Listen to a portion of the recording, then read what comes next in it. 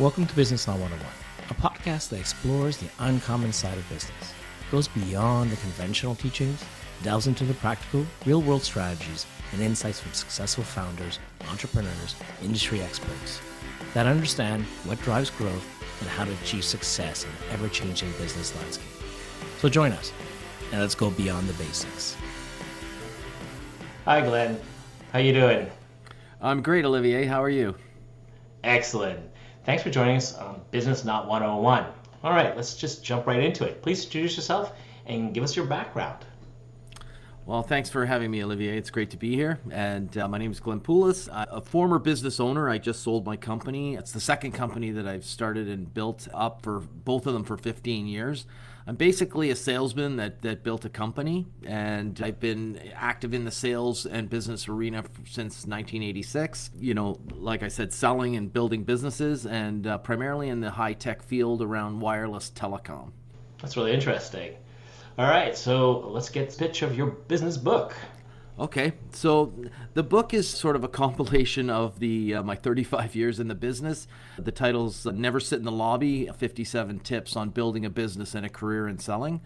And really, it's a book you can flip to at any moment in time, flip to any chapter. You don't have to read it from beginning to end. And there's tips on what I like to say, getting, staying, and acting in front of your customers. And it's not just for salespeople. There's lots of tips for business people on listening, rapport building, and what have you. And these are just 57 interesting rules that you may not take them all away, but you'll take some of them away and you'll say, hey, that's a great idea. I'm going to incorporate that into my business routine. That's really interesting. So what was the aha moment? What was the story behind you deciding, hey, you know what? I should write this down? So I started in 86 and I was a young fella in my 20s, and I had some really good mentors, or, you know, they were the owners of the sales company that I worked for. And these guys had some really good, they really didn't articulate them as a set of rules, but they had behaviors that they repeated, and I noticed them, and I noticed how well they worked. And so I would notice a situation occur, and so basically what I did was I started writing down the name of the person and the behavior that I liked, and tried to give it a funny name or something like that.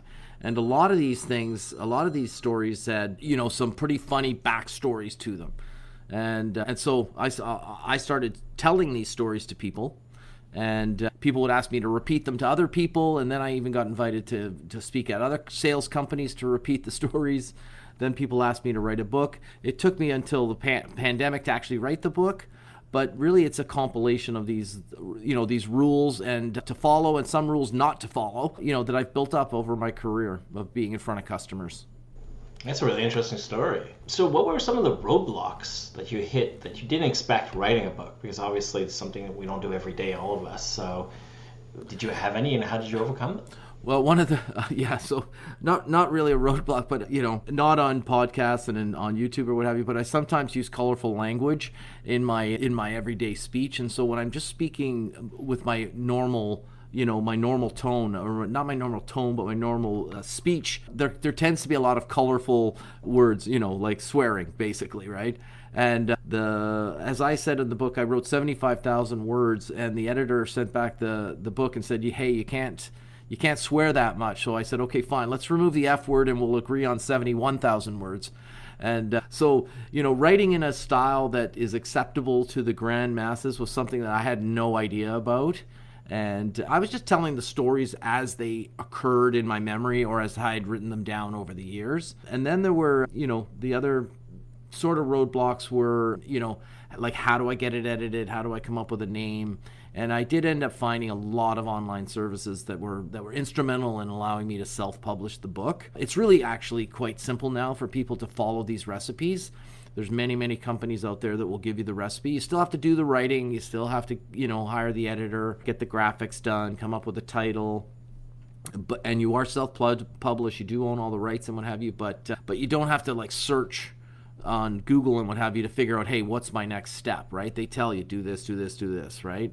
So once I ran into those roadblocks and I had found that service, that kind of opened up the floodgate to showing me how to do it, and made it a lot easier. And beyond that was just the discipline, and so I had said when I first started, I Googled, hey, how do you write a book?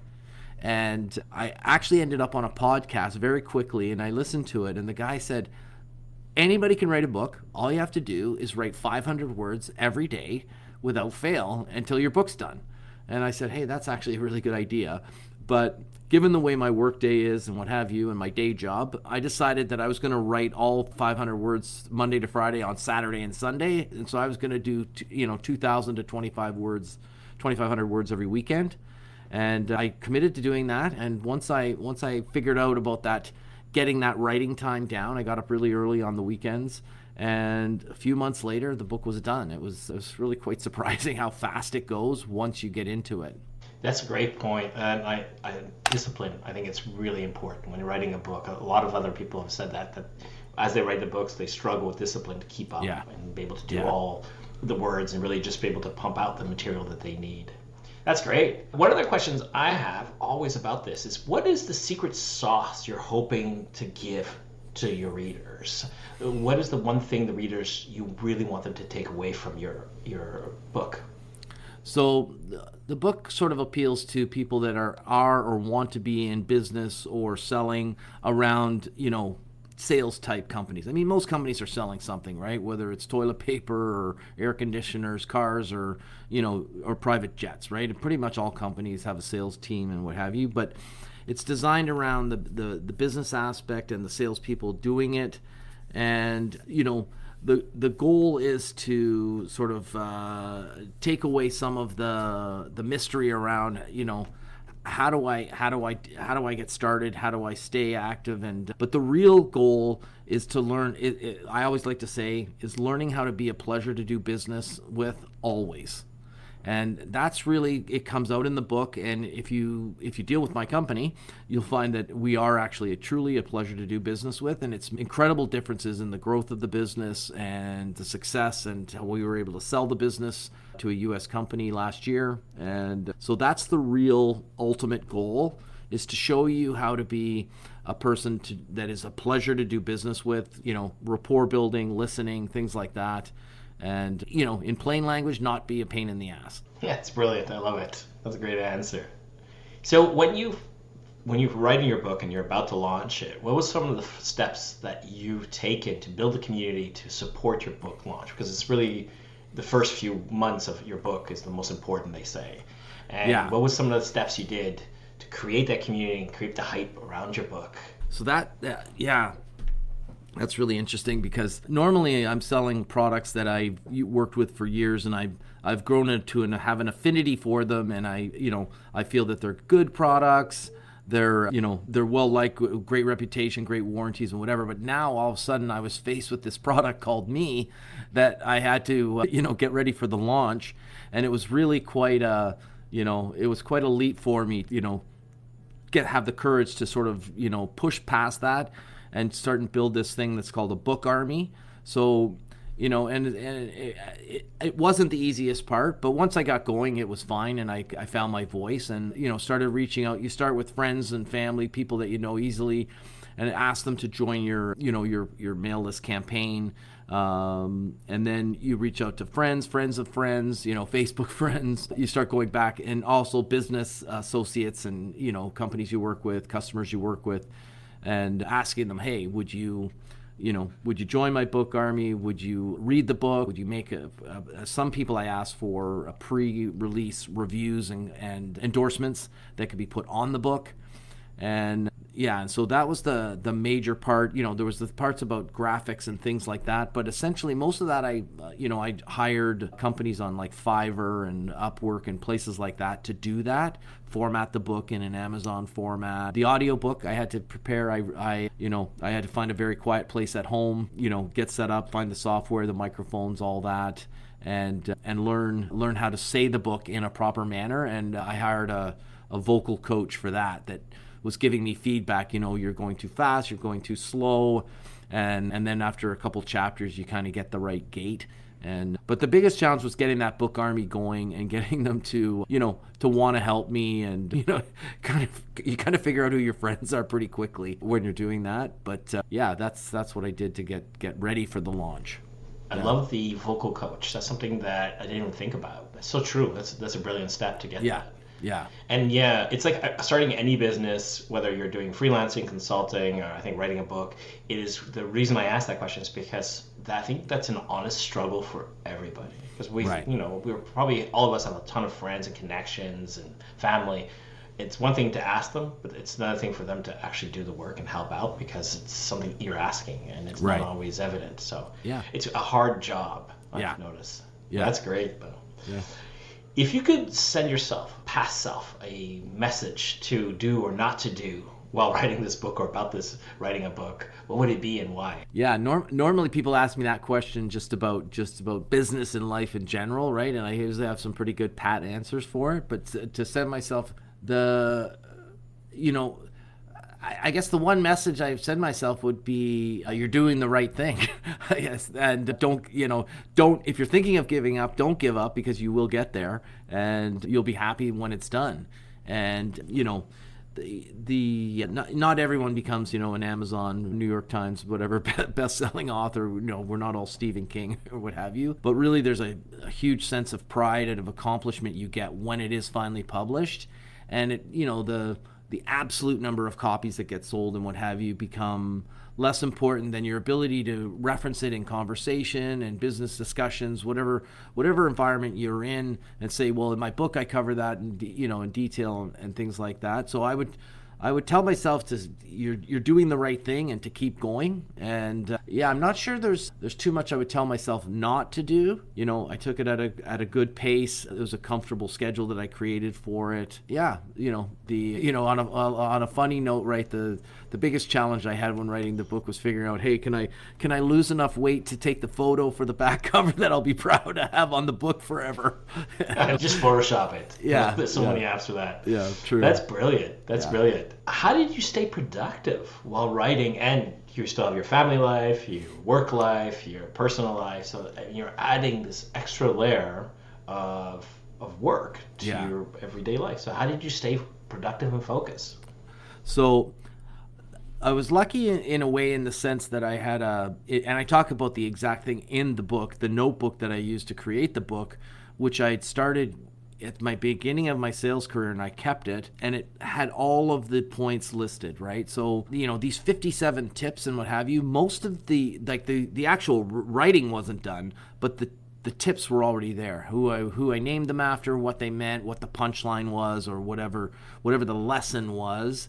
And so that was basically the 57 chapters. They're not really in chapters, but were already laid out for me. And so I didn't have to worry about that. That wasn't a challenge for me. And to answer your question, I actually get up really early, on the weekend. It doesn't matter what day of the week it is. By 5:30 or 6, I'm just awake. And that's where I do all my, things that are creative or, during the week I'm doing things that are probably somewhat business related, but on the weekend I'm doing things that I'm passionate about and learning about things. And so that from 6 a.m. to 9 a.m. I was writing. My wife was sleeping. And by the time she woke up and poured her first coffee, I was already burnt out and ready to stop.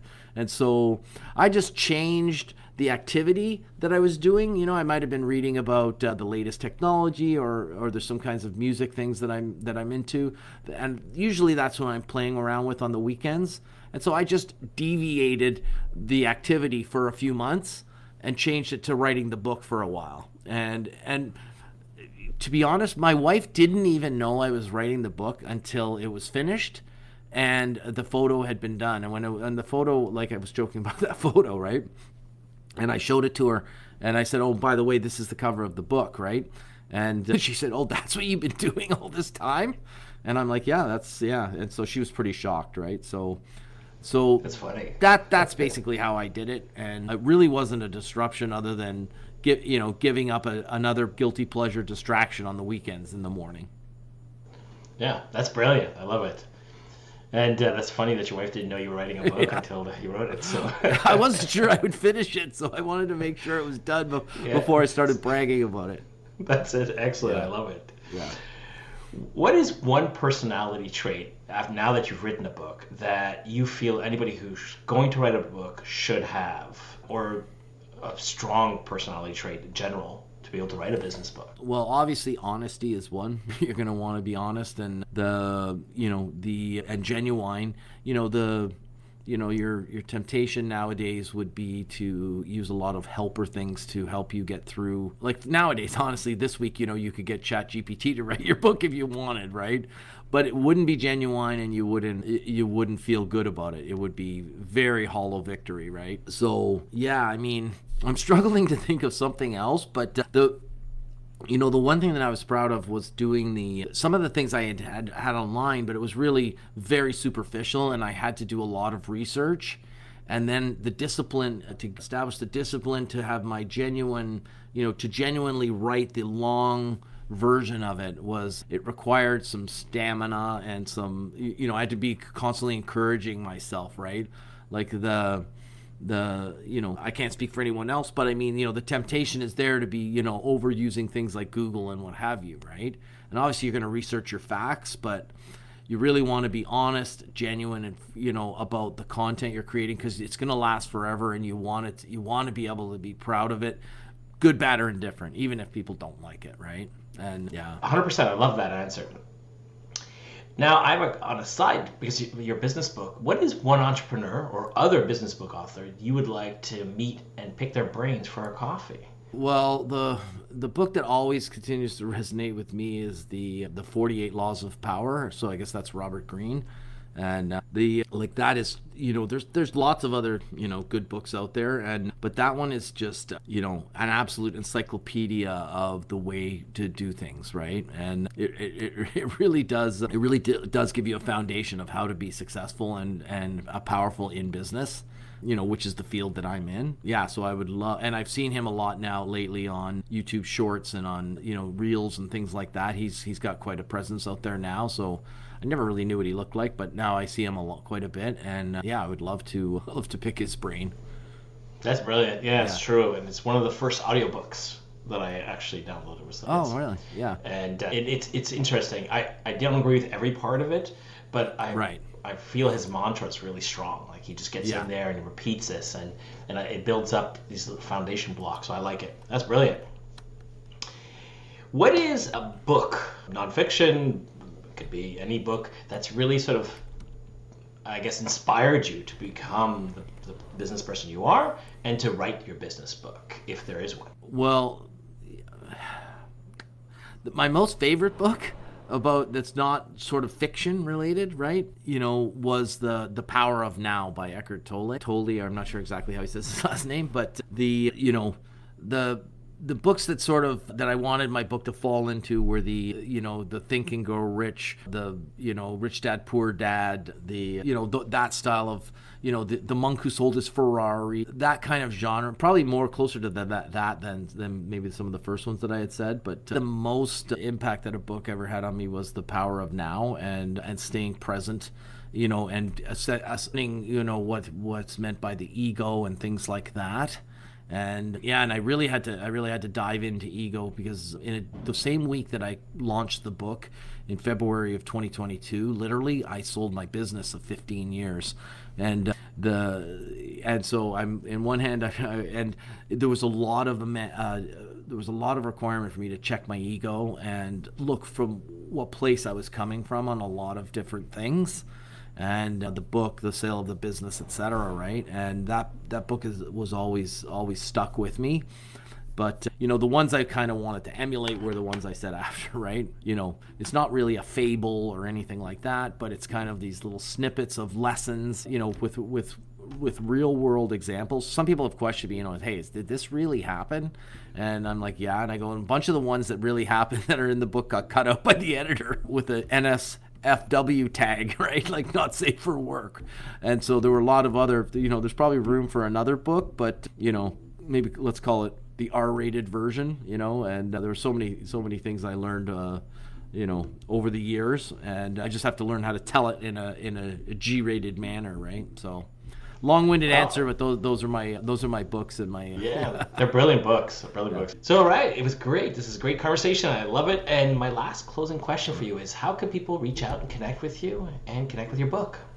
So everything to connect with me is on my name, glennpoulos.com. All the links are there to the book, to the website. It's the website, and there's some resources there, and Facebook, Instagram, Twitter, LinkedIn, etc. But I will say that I'm extremely active on LinkedIn, and I will respond to you if you reach out to me. And I post a lot of valuable content there every day, and I'm always willing to chat and collaborate with anyone. Welcome the opportunity. So don't be shy if anyone wants to reach out to me on LinkedIn. And otherwise, on my website, you can link to anything you want, the book or any of my other social media. That's brilliant. I want to thank you so much for taking the time and joining us today on Business Not 101. I really appreciate it. Okay. Thank you, Olivier. Business Not 101 is hosted and written by me, Olivier Bousset. Produced, edited by myself and the podcast team. Special thanks to Circle Agency for keeping us organized and productive. We hope this interview gave you some valuable insights that help you along your business journey. If you have any questions, comments, please feel free to reach out to us. To listen to Business Not 101, you can find us on all the podcast platforms, including YouTube. Thank you for joining us and listening to this episode of Business Not 101. We hope you enjoyed it. Until our next episode.